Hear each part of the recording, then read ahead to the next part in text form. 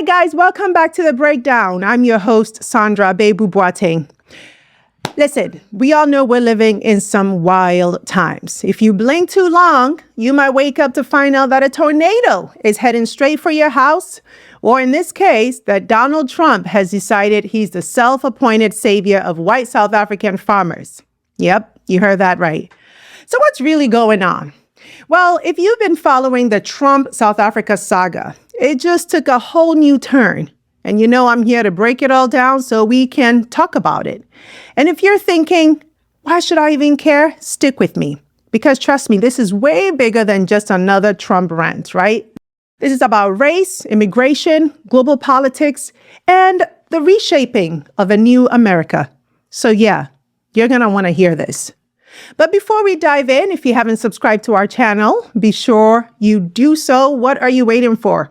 We're having conversations you wouldn't want to miss, so be sure to subscribe and hit the notification bell so you don't miss another critical conversation like the one we're about to have.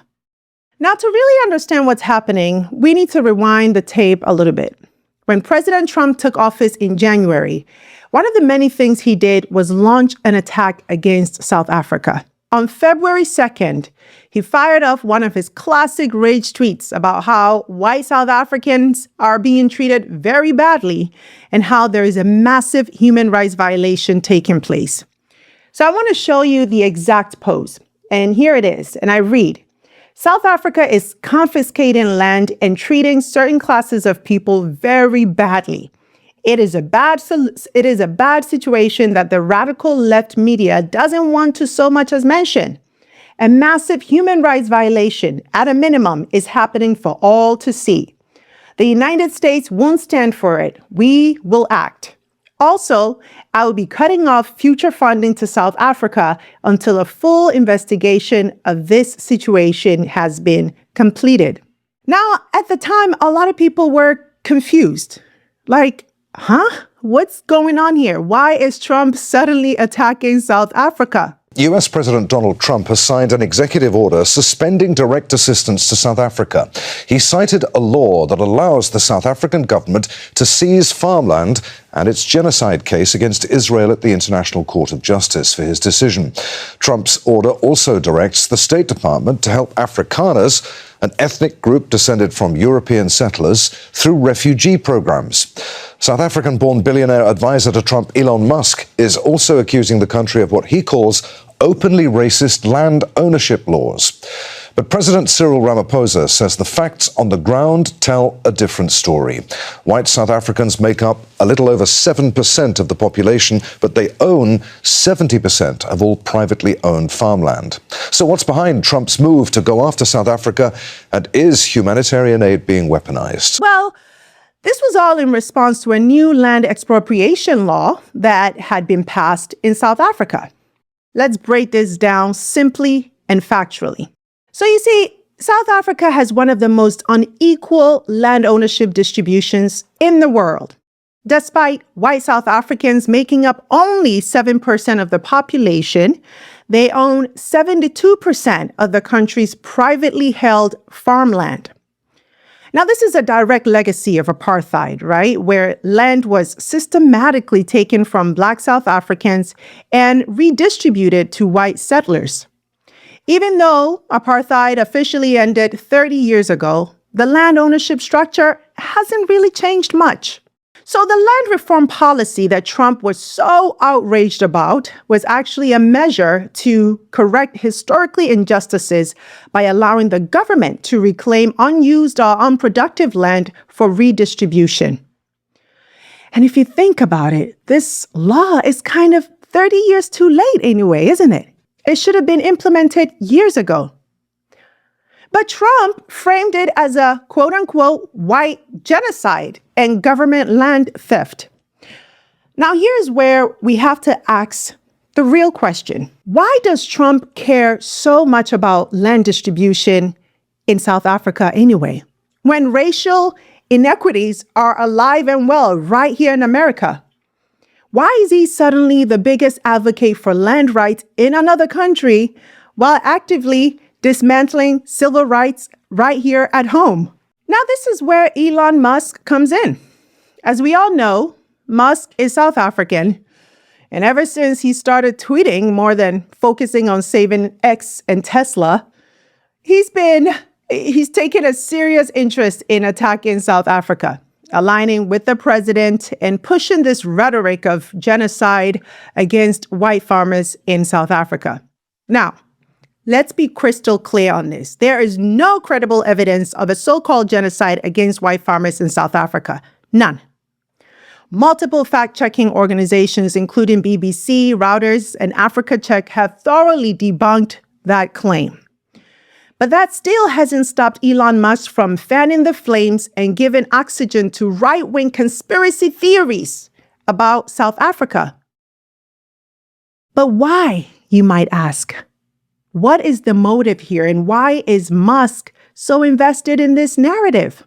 Well, folks, it gets way deeper than land reform or some concern for white farmers. Elon Musk simply doesn't like South Africa's ownership laws, period. You see, Musk wants to operate Starlink, his satellite internet company, in South Africa. But South African law requires that 30% of any foreign-born business operating in the country be owned by historically disadvantaged groups. In other words, Black South Africans and other victims of apartheid. And guess what? Musk just doesn't want to comply. So instead of working within the law, what does he do? He goes on X and posts this inflammatory and misleading claim. And I quote, "Starlink is not allowed to operate in South Africa because I'm not Black." This is what he posted on X. Sir, come on. Thankfully, though, South Africa did not let that slide. Clayson Monyela, a senior official from the country's Foreign Affairs Department, clapped back loudly and clearly by saying, "Sir, that's not true, and you know it. It's got nothing to do with your skin color. Starlink is welcome to operate in South Africa, provided there's compliance with local laws. This is a global international trade and investment principle." So let's put two and two together here. Is it really a coincidence that Trump becomes deeply concerned about white South Africans at the same time that Musk is throwing tantrums about not getting his way in South Africa? Seems like Musk has become the president's unofficial chief advisor on South Africa and really everything else, if you look at what's happening. I mean, when Trump and Musk are in sync on conspiracy theories, you just have to wonder, who's really pulling whose strings here? So after bashing South Africa, Trump took things a step further by signing an executive order called Egregious Actions Towards South Africa. Literally. And what does this executive order do? It sanctioned South Africa for its land expropriation laws, cutting off all aid. It restricted trade agreements with South Africa, and it opened U.S. refugee status to white South African farmers. But on Friday, just this past Friday, things took an even more interesting turn. On that same day, Elon Musk posted about not being allowed to operate his company in South Africa because he is not Black. Trump announced that he's offering an expedited pathway to U.S. citizenship for white South African farmers. Here's what he posted. "South Africa is being terrible, plus to longtime farmers in the country. They are confiscating their land and farms, and much worse than that. A bad place to be right now, and we are stopping all federal funding. To go a step further, any farmer with family from South Africa seeking to flee that country for reasons of safety, what safety? Will be invited into the United States of America with a rapid pathway to citizenship. And this process will begin immediately! Exclamation point. Now, this is where the double standard becomes crystal clear. Who gets a path to citizenship in America under Trump? He is offering citizenship to white South Africans who, by the way, aren't even asking for it.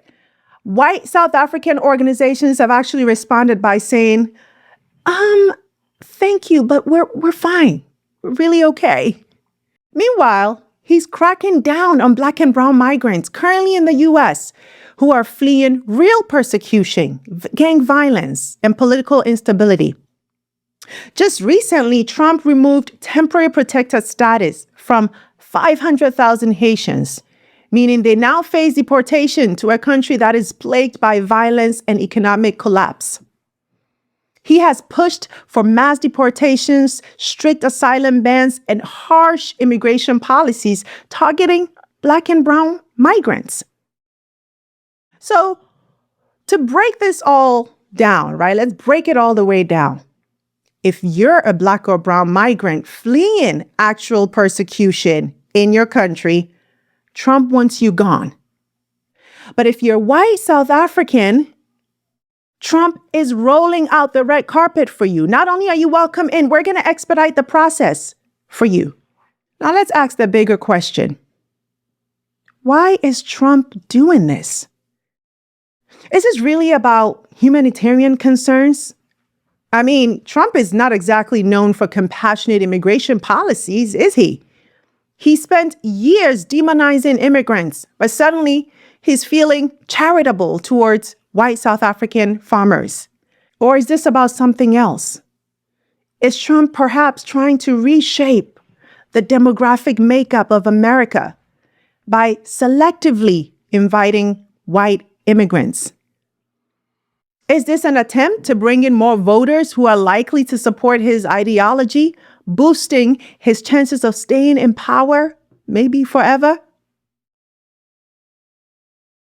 Well, I would love to hear your thoughts.